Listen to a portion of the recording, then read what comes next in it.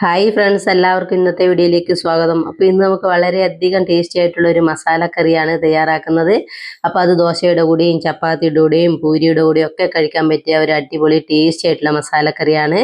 അപ്പോൾ അതിന് വേണ്ടിയിട്ട് നമ്മൾ ഒരു കടായി സ്റ്റൗവിലേക്ക് വെക്കുക. അതിലേക്ക് അല്പം വെളിച്ചെണ്ണ ഒഴിച്ചു കൊടുത്ത് ഗ്രാമ്പു, ഏലക്ക, കറുവപ്പട്ടയും കൂടി ഇട്ട് ഒന്ന് ചൂടാക്കുക. അതിലേക്ക് ഒരു മീഡിയം സൈസിലുള്ള സവോള നീളത്തിൽ കട്ട് ചെയ്തും കൂടി ഇട്ട് കൊടുത്ത് ഇതിനെ ഒന്ന് നന്നായിട്ട് വഴറ്റിയെടുക്കണം. ഇതിൻ്റെ കളർ ഒന്ന് മാറി വരുന്നവരെ ഒന്ന് നന്നായിട്ട് തന്നെ വഴറ്റിയെടുക്കണം. അതുപോലെ എൻ്റെ ഈ ചാനൽ ഇതുവരെയും സബ്സ്ക്രൈബ് ചെയ്യാത്തവരുണ്ടെങ്കിൽ ഒന്ന് സബ്സ്ക്രൈബ് ചെയ്യുക, ലൈക്ക് ചെയ്യുക, ഷെയർ ചെയ്യുക, ബെൽ ബട്ടൺ ഒന്ന് ക്ലിക്ക് ചെയ്യുക.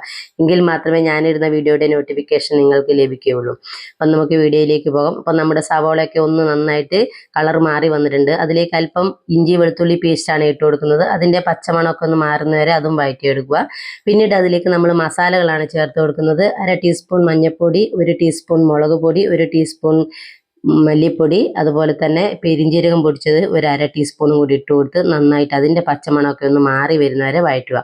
പിന്നീട് അതിലേക്ക് ഒഴിച്ചു കൊടുത്തത് മീഡിയം സൈസിലുള്ള 2 തക്കാളി അരച്ചതാണ്. അതും കൂടി ഒഴിച്ചു കൊടുത്ത് ഇതിൻ്റെ ആ വെള്ളമയമൊക്കെ ഒന്ന് മാറി വരുന്നവരെ നന്നായിട്ട്, തക്കാളി ഒന്ന് കുക്കായി വരുന്നവരെ നന്നായിട്ട് തന്നെ ഒന്ന് വറ്റിച്ചെടുക്കണം. പിന്നീട് അതിലേക്ക് അല്പം കറിവേപ്പും കൂടി ഇട്ട് കൊടുക്കുക. അപ്പം നമ്മുടെ തക്കാളിയും സവോളയും മസാലയും എല്ലാം കൂടി ഒന്ന് നന്നായിട്ട് വഴണ്ടി വരുന്നവരെ ഒന്ന് വഴറ്റിയെടുത്ത്, അപ്പോൾ ഒന്ന് വഴണ്ടി വരുന്ന നന്നായിട്ട് വെള്ളമൊക്കെ വറ്റി വരുന്ന സമയത്തേക്ക് നമ്മൾ വേവിച്ച് വെച്ച കടലയാണ് ഇട്ട് കൊടുക്കുന്നത്.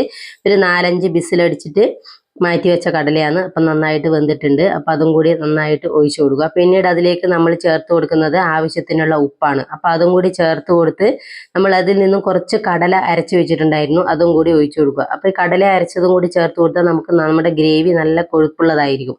അപ്പം അതും കൂടി ചേർത്ത് കൊടുത്ത് അതിനെ ഒന്ന് നന്നായി തിളപ്പിച്ചെടുക്കുക. പിന്നീട് അതിലേക്ക് നന്നായിട്ട് തിളച്ച് വരുന്ന സമയത്തേക്ക് അതിലേക്ക് 1/2 കപ്പ് തേങ്ങാപ്പാലാണ് ഒഴിച്ചു കൊടുത്തത്. അപ്പോൾ ആ തേങ്ങാപ്പാലും കൂടി ഒഴിച്ചു കൊടുത്ത് ഒന്ന് നന്നായിട്ട് മിക്സ് ചെയ്ത് അതിനെ ഒന്നും കൂടി നന്നായിട്ട് തിളപ്പിച്ചെടുക്കേണ്ടതുണ്ട്. അപ്പം നമ്മുടെ ഗ്രേവിയൊക്കെ നന്നായിട്ട് കുറുകി വരുന്നവരെ ഒന്ന് തിളപ്പിച്ചെടുക്കുക. അപ്പോൾ ഏകദേശം നന്നായി ഗ്രേവിയൊക്കെ നല്ല പാകത്തിനായി വന്നിട്ടുണ്ട്. അപ്പോൾ ഈ ഒരു സമയത്തേക്കും നമ്മളെ കടലക്കറി വാങ്ങി വെക്കാവുന്നതാണ്. പിന്നീട് നമുക്കിതിന് താളിച്ചൊഴിക്കാനുണ്ട്. അപ്പോൾ അതിന് വേണ്ടിയിട്ട് ഒരു കടായി വെച്ച് അതിലേക്ക് അല്പം ബട്ടറാണ് ഇട്ട് കൊടുത്തത്. അതിലേക്ക് നമ്മൾ ഒരു 1/4 ടീസ്പൂൺ മുളക് പൊടി ഇട്ട് കൊടുക്കുന്നുണ്ട്. ഒരു കളറിന് വേണ്ടിയിട്ടാണ്. അത് ചേർത്തില്ലെങ്കിലും കുഴപ്പമൊന്നുമില്ല. അപ്പോൾ അതും ഇട്ട് കൊടുത്ത് അല്പം മല്ലിയിലയും കൂടി ഇട്ട് കൊടുത്ത് അതിനെ ഒന്ന് ചൂടാക്കി നമ്മുടെ കറിയിലേക്ക് ഒഴിച്ചു കൊടുക്കുക.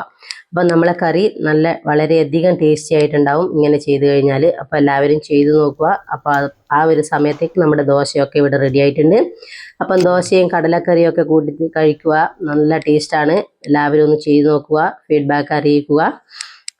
അപ്പം നല്ലൊരു കുഞ്ഞു വീഡിയോ ആയിട്ട് നമുക്ക് നാളെ കാണാം. Okay, bye bye.